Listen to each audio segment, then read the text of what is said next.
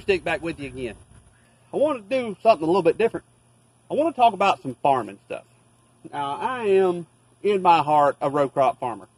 Even though that's not what I do for a living, I just do it as a hobby. But I love it. I've always loved it.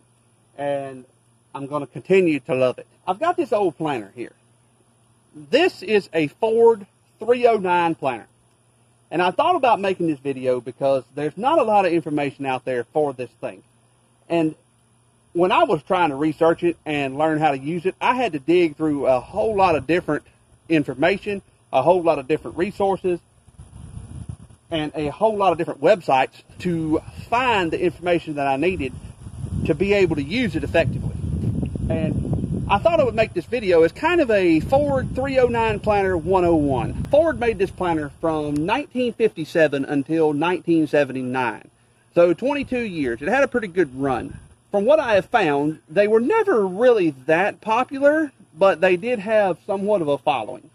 The thing about this planter is it's a very good planter as far as its ability to plant and to plant accurately. It is adjustable. You can adjust the gear ratios. You can adjust the planting rates. And it is adaptable to plant just about anything. So it's a good planter. Just unfortunately now, they haven't made parts for this planter since '79. And New Holland had some spare parts laying around for a long time, but they're out of parts now. So you can't get parts for it. I actually have two of these. This one, I have put a considerable amount of money into it to get it back running and get it back working correctly because there's no parts to be had. The only time you can find parts is if you just find maybe a second planter, which I did. I bought a second planter for parts. The frame was rusted out, the hoppers were missing, but it had a lot of good parts on it, gears and axle shafts and things of that nature. So I bought that, and as a matter of fact, this planter, if you look at this thing right here in this bracketry, there is a fertilized hopper that goes on this planter. I have the fertilized hopper. It still works. It is still in good shape.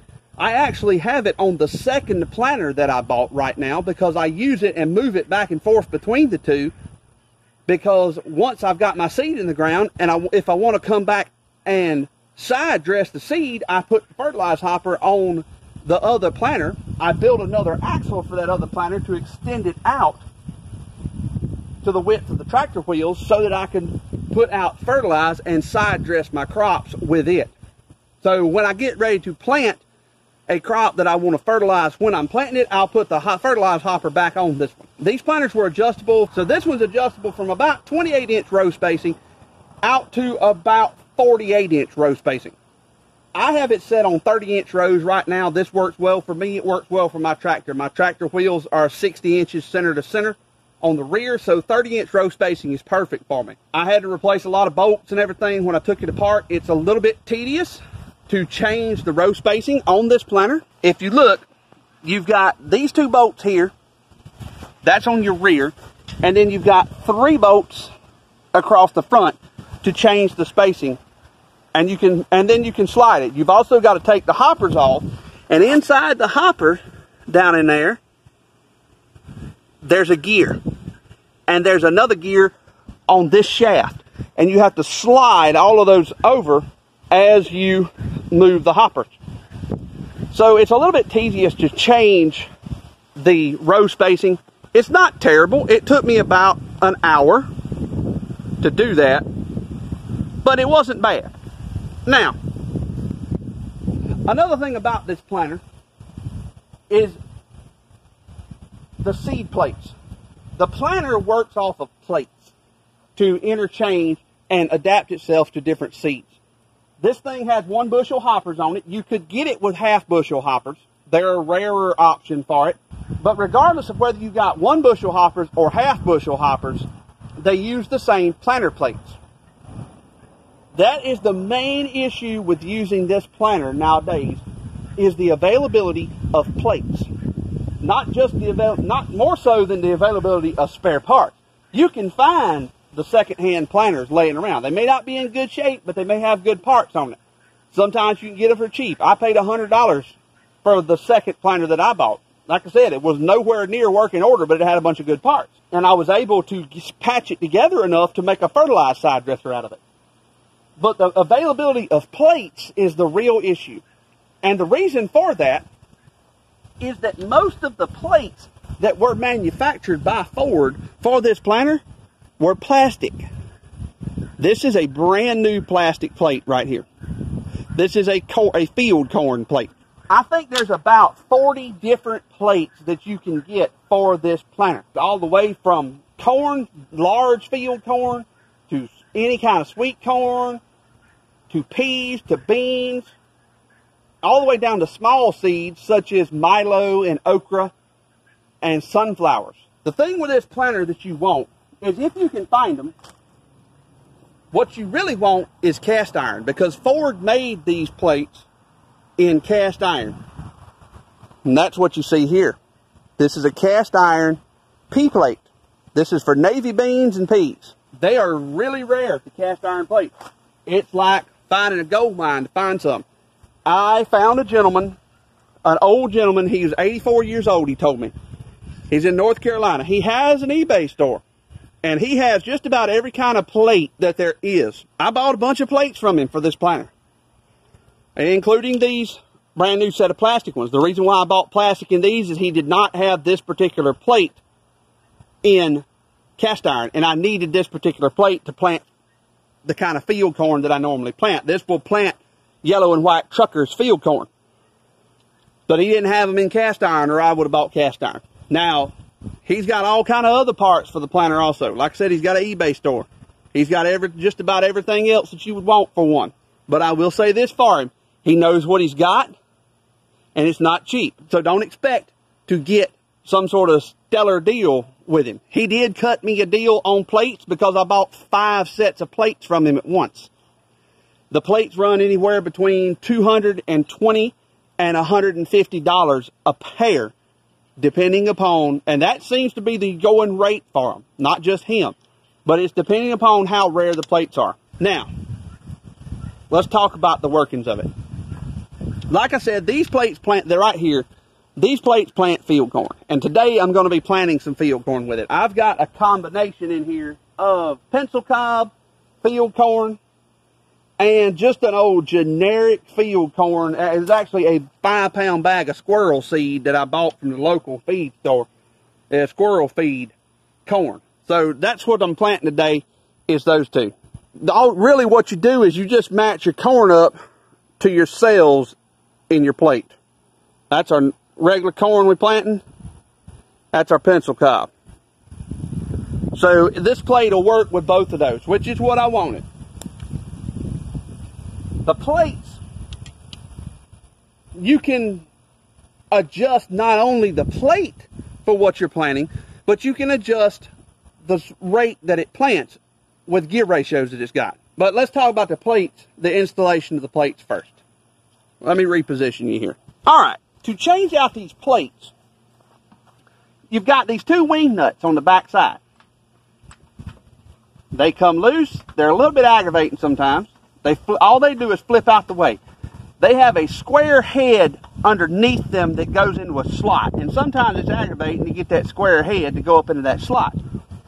Then you have to pull this little tab out. Now this is a machine head screw. And it just screws in with a nut on the back side that is really hard to get to. But if you pull that out, I leave it loose so it's easier to use.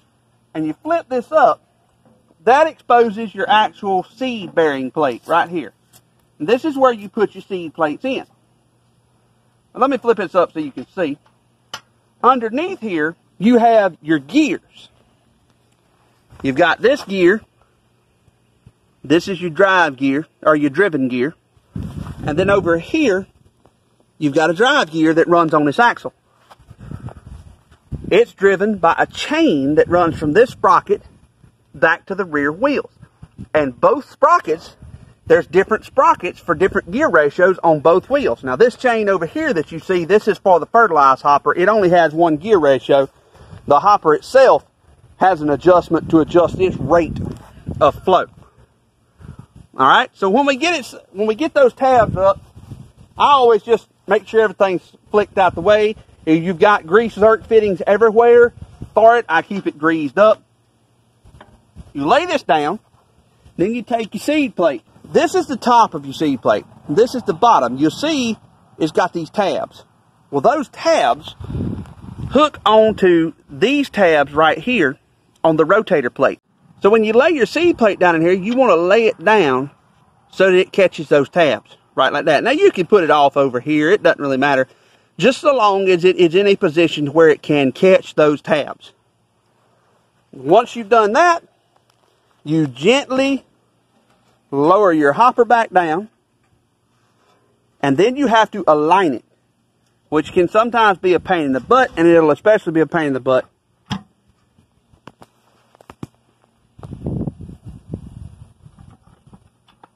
all right, there we go. Okay, that was too much of a pain in the butt to try to do and hold the phone at the same time. Now, if you look down in here, the plate is inside there. And if you look right here, this is your little thing right here. The plate turns this direction. And as it pulls seed up underneath there, this little arm holds the seed down. And up under here is a knocker. And as it goes in, as the seed comes underneath there, seed travels under that little knocker, tink, tink, tink, and pops it down. Those two parts are made out of plastic. The bad part about that is that if they break, you are screwed, because there are none to be had anywhere. Can't find them. All right, once you got your plate in there, then you just flip your wing nuts back up and tighten them down. These things do not have to be excessively tight. They just need to be snug, and it will hold. Then you wash, rinse, and repeat for your other side.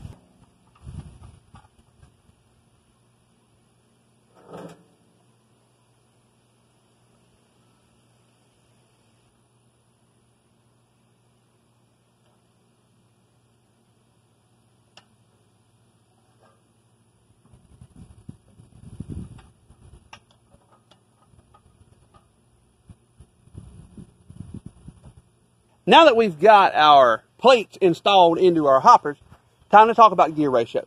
For this part, you're going to need a manual. There are multiple places that you can get manuals for this thing. I found one for free, but there is a nice manual that Ford put out. This manual contains all your information. It tells you your seed plates, what seed plates are used for what, and that's how I knew what seed plates to buy, by the way. It tells you what rate that the gear ratios will put out. We are using a 109/786 A2 plate, which is this one right here. Corn, medium, and large flat. 20 cells. If we want to, it also gives you a little reference here. If you want a lighter rate, you can go to this plate. If you want a heavier rate, you can go to this plate. I'm going to plant this seed. I'm planting a small area, but I'm going to plant it pretty heavy. And this is our page to tell us how to do it. We're going with a 20 cell plate. I want to plant this corn every 6.5 inches. Drilling distance, 6.5 inches. So that's 6.5 inch spacing on the seed. Now I'm going to tell you this much. I have measured this joker out. And one reason why I say this is a great planter is this thing, it puts the seed within a 1/4 inch of the spacing that it says it's going to put them. Our manual is telling us that in order to do this, we need 9 teeth on the shaft sprocket and 13 teeth on the drive axle sprocket. So we need to change the gears. Well, it just so happens that I've already got it on the 9-tooth drive gear on the shaft sprocket, because that was where I was putting out seed there on soybeans and iron clay peas. But I need to move it over to this gear on the drive axle sprocket. All right, so this camera shot has proved much more challenging to get than I originally thought, but I got it. And then I had to crank up the tractor and move my block of wood, because I realized at the last second that, oh, the block of wood's going to be in the way. But now that we got all that fixed, here we go. Now, an important note on this.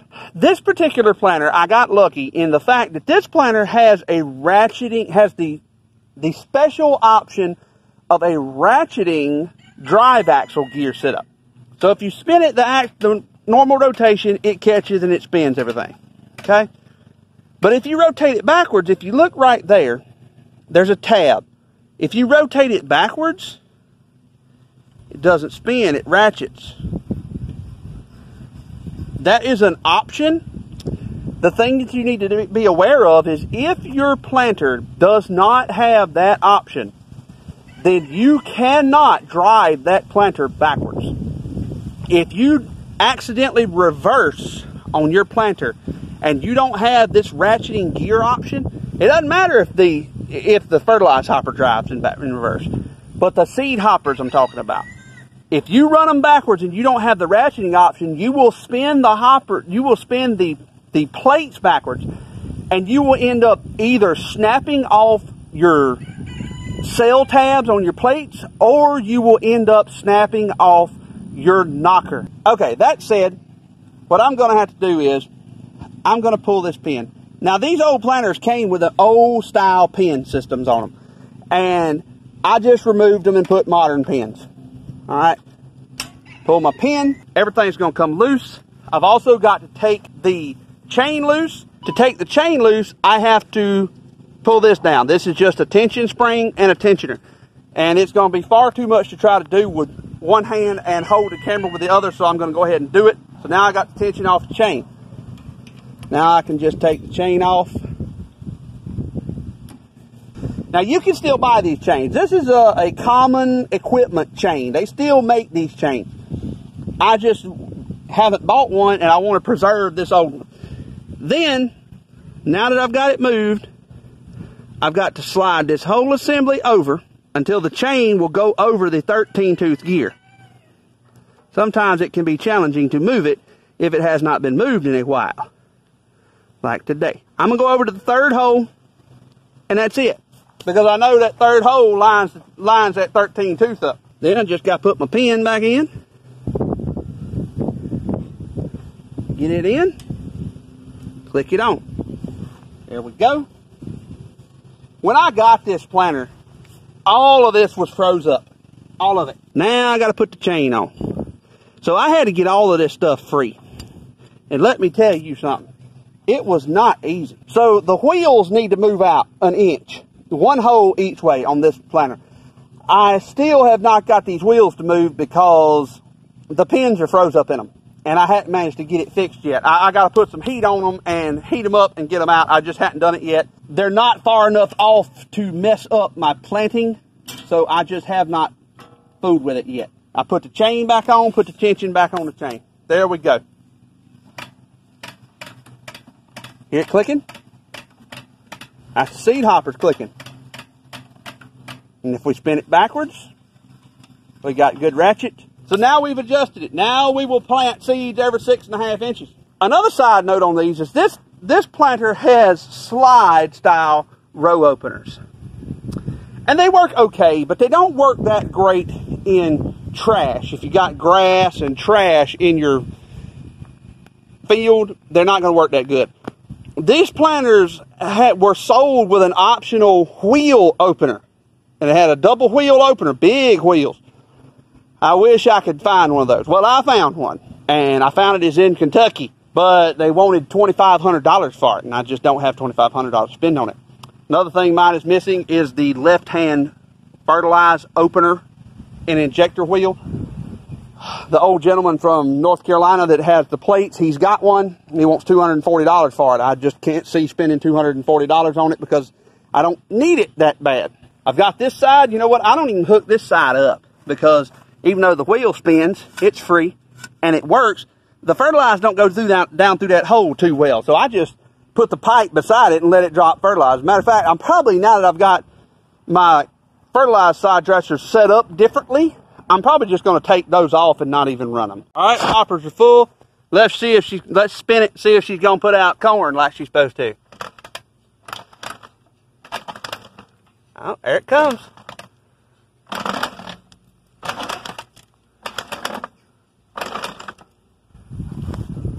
Let's check this side. Yep, all right. We got corn coming out of both sides. Let's go plant some corn.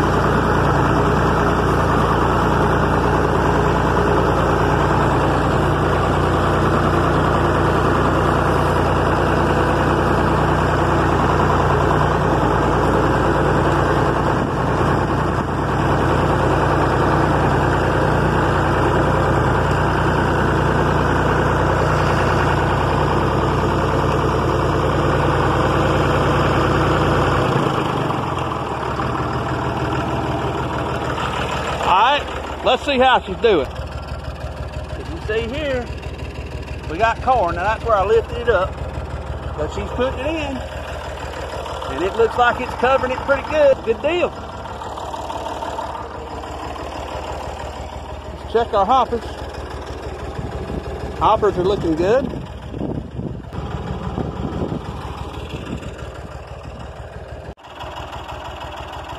All right, well, we got that entire patch planted. It did pretty good. We still got a little seed left in the hoppers. Probably maybe less than a quarter of the seed, maybe. An eighth of the seed, maybe. Probably could have spaced it a little bit closer together, but I didn't want to get it too close together so it wouldn't grow good. As usual, planter did great. Did wonderful. If you've never watched my videos before and you're curious, my tractor is a 1961 Massey Ferguson 35 Deluxe with the A3.152 Perkins indirect injection diesel. It runs like a top. Beautiful tractor. I love it. It is cold natured. It cranks well. Never have a problem with it cranking, but it is cold natured. It takes a while for it to get up to running temperature. I don't run it hard unless it's at running temperature. It grunts and groans. It's 59 years old. Sometimes it makes noises that I can't identify that cause me to question its integrity, but I've owned it about a little over a year now, and it has run perfect, and it pulls a two-bottom plow, no problem. But anyway, I'm going to make another pass. I've got some little strip plowed up on the other side of my iron clay peas that I'm going to put out. All this is for the deer. And then I will show you my fertilized side dresser before we end this up. So this is my second planter that I built into a fertilized side dresser. And as you can see, it's got quite a few rust issues. So I figured it'll be pretty good for a fertilized hopper, fertilized side dresser. So I built an axle, and the axle spreads the wheels out way wide. The good thing about these planters is that everything is standard sizes, SAE, like the axle shaft. This is an 1 1/8" round stock. Most of the bolts are 11/16 or 9/16 on it. I put me some plumbing fittings on there as downspouts for it. Works great. This is the adjustment for the fertilized hopper. You've got an auger inside of here. I need to put a little fresh oil on it. But you've got a auger and a slide plate. The slide plate's down in here. It adjusts. And you've got some sweeps inside of it, some rubber sweeps that sweep the fertilizer out and pull it down. But that's my side dresser. And like I said, it doesn't take much to pull this hopper off. You pull this bolt out and you pull this chain loose. You take this bolt loose. This is just the tensioner. You take the tensioner loose. You pull this chain off and rock this back, and this side dressing unit this fertilized hopper will pop off. You lift it up, you take it, you mount it on the other planter, and reverse order, put it back together. But that's it. I hope that this will help anybody. If anybody that watches this has got any questions, just comment, and I will try to answer any questions that I can. I know there's not much information out here, and I know this is a really abbreviated session, but I thought I would try to put it together while I was out here planting corn today. I said I'll just try to make a short video. Maybe I can help somebody. Until next time, y'all have a good one.